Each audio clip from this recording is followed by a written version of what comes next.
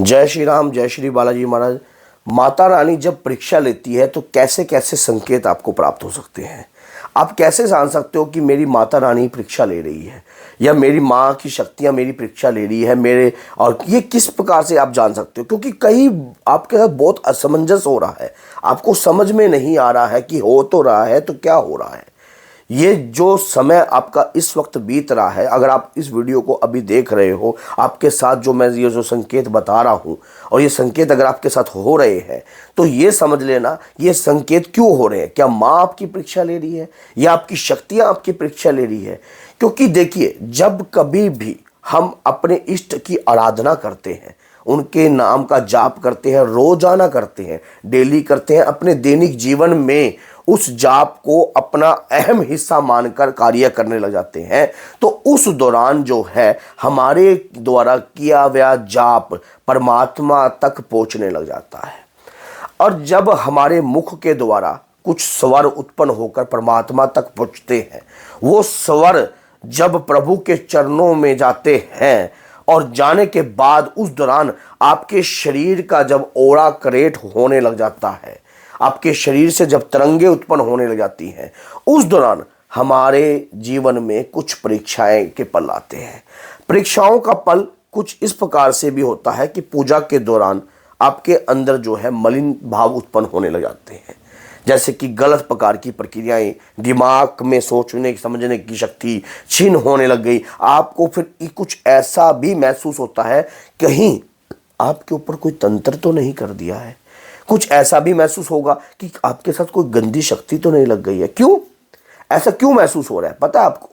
ऐसा इस प्रकार भी महसूस हो सकता है अगर आप लंबे समय तक अपनी माता रानी को मनाने का प्रयास करते हो, उनके मंत्रों का जाप करते हो, तो वो भी ये देखती हैं कि आपके अंदर मेरे प्रति जो भाव हैं वो कितने मजबूत हैं।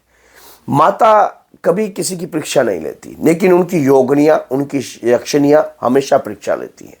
क्यों? जिस शक्ति की आप आराधना कर रहे हो, उस शक्ति की कृपा को प्राप्त करने के लायक आप बने हो या नहीं बने हो, ये पूर्ण रूप से जानकारी जो है प्राप्त करने के लिए फिर हम देखते हैं कि मैं तो पूजा कर रहा हूँ और पूजा करने के बाद भी दुख मेरा पीछा नहीं छोड़ रहे हैं। माता रानी का गुणगान करता हूं, लेकिन कुछ ऐसे कार्य होते, कार्य मेरे बन जाते हैं, शरीर में मेरे कोई रोग नहीं है, लेकिन मैं फिर भी मानसिक तौर पर परेशान हो रहा हूं।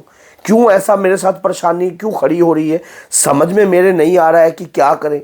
कहीं ये याद रखना, हमारे आंतर से निकली हुई जो ऊर्जा है, जो मुख से जो बोल निकलते हैं भगवान के प्रति जो निकल रहे हैं लगातार, ये वो आपकी परीक्षा दिलवाते हैं। कैसे दिलवाते हैं? आप मंत्र का जाप कर रहे हो, आप पाठ कर रहे हो, रेगुलर पूजा कर रहे हो, रोजाना पूजा कर रहे हो।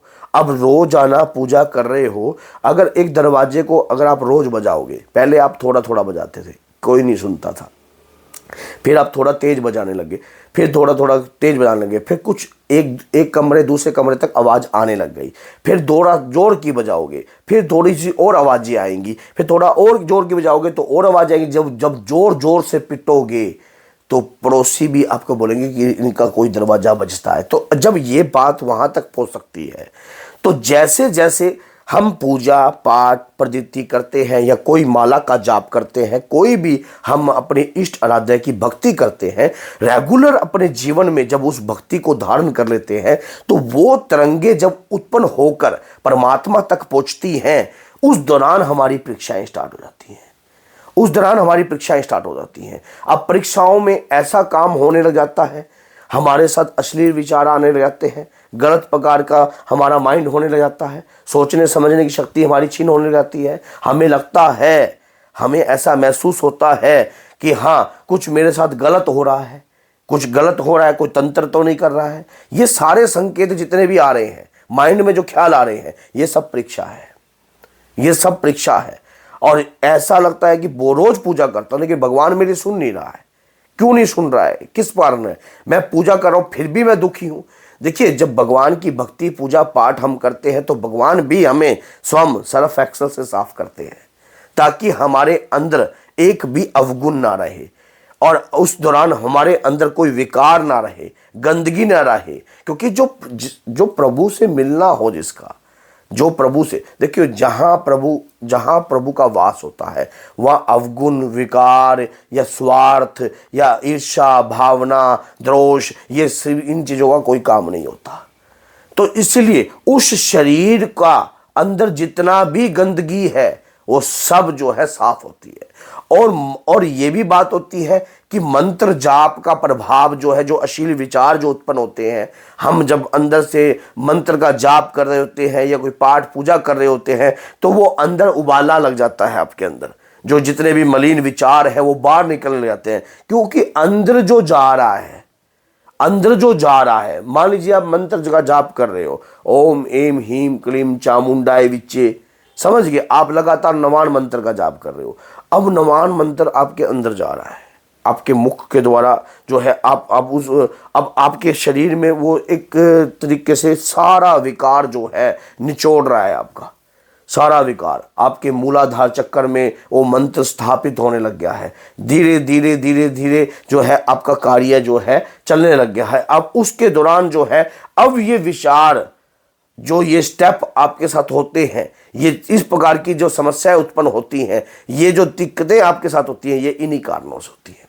इन्हीं कारणों से होती हैं कि क्योंकि माँ की कृपा जो है, माँ की शक्तियां जो है आपकी परीक्षा ले रही होती हैं, आपके धैर्य की।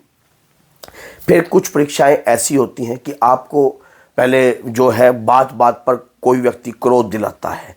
मान लीजिए आप पूजा करते हो, माँ की पूजा करते हो, और कोई आपके घर का ही व्यक्ति आपको बार बार ललकार देता है। कई बार सामने वाला व्यक्ति के मुख पे आकर आपको पता नहीं किस भक्ति के लिए ललकारा जाता है, कभी किसी बात पे लगाया जाता है, आपको क्रोध दिलाया जाता है बार बार।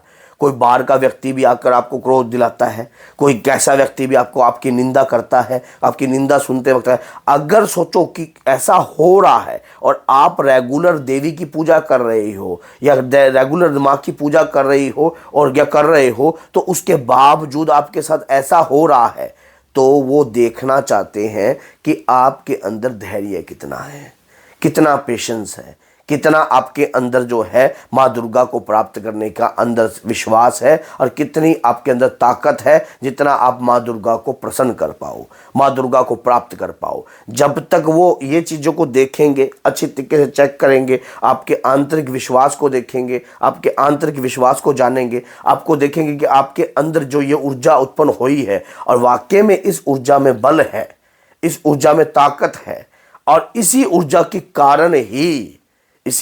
कारण ही वो आपको फिर एक ऐसा पल भी आता है जब माँ की कृपा आपको प्राप्त होती है। क्यों? जब आप परीक्षाओं में पास हो जाते हो, और उसके बाद जब आपके अंदर धैर्य आ जाता है, समर्थ होता है, हर चीज़ को सहन करने की शक्ति उत्पन्न होने लग जाती है, आपको समझ में आने लग जाता है अच्छाई और बुराई को। फिर उसके बाद जो है आपकी ये परीक्षाएं ना कंटिन्यू रेगुलर लंबी नहीं चलती हैं, स्टेप बाय स्टेप चलती हैं, धीरे धीरे। तो अगर वीडियो अच्छी लगी है तो लाइक कीजिए, चैनल को सब्सक्राइब कीजिए और बेल आइकन बटन को दबाना ना भूलिए, ताकि आने वाली और अच्छी से अच्छी वीडियो की नोटिफिकेशन भी आपको प्राप्त होती रहे। तो बोलिए जय सीताराम।